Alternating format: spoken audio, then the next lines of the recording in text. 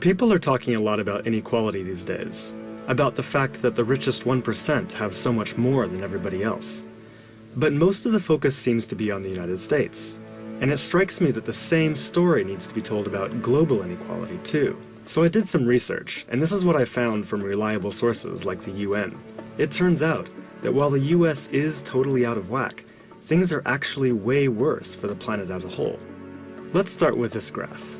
A perfectly even distribution of wealth among all living people, with everyone divided into 5 equal groups. Now, let's show how much each group actually has. Shocking, right? 80% of the world's people barely have any wealth. It's hard to even see them on the chart.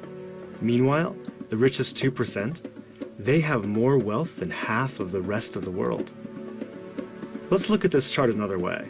Let's take the whole world's population, all 7 billion of us, and reduce it to just a representative 100 individuals. Here they are, poorest people on the left, richest people on the right. Now let's show how the world's total wealth, roughly $223 trillion, is distributed. The vast majority have practically nothing. Nothing with which to educate their children, nothing with which to pay for basic medicines. While the richest 1%, they've accumulated 43% of our world's wealth. The bottom 80%, meanwhile, that's 8 out of every 10 people, have just 6% between them. But even this doesn't really show how extreme things have become. The richest 300 people on Earth have the same wealth as the poorest 3 billion. So the number of people it takes to fill a mid-sized commercial aircraft have more wealth than the populations of India, China, the US, and Brazil combined. We can also see this difference geographically, with a huge and growing gap between a few rich places versus the majority of the world. For most of history, things were much more equal. 200 years ago, rich countries were only 3 times richer than poor countries. By the end of colonialism in the 1960s, they were 35 times richer. Today, they're about 80 times richer. Rich countries try to compensate for this by giving aid to poor countries, about $130 billion each year. That's a lot of money. So then why does the wealth gap keep getting bigger?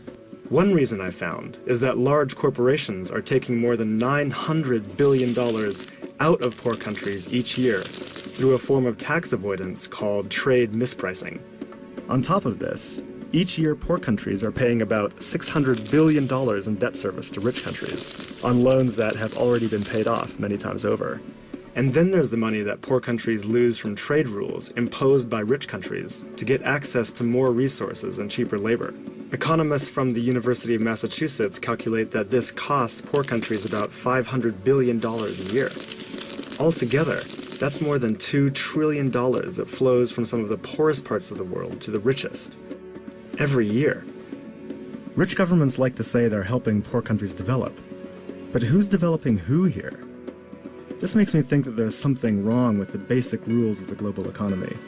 It can't be okay that the wealth of our planet is becoming so concentrated in the hands of such a tiny number of people. The only reasonable response, it seems to me, and our only hope, is to change the rules. 2016 is set to be a more unequal world than ever before. For the first time, the richest 1% of the population will enjoy a greater share of global wealth than the other 99%.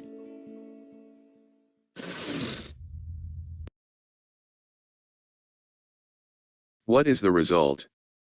Global hunger, global poverty, hyper-unemployment, runaway technology, global war. How did this happen?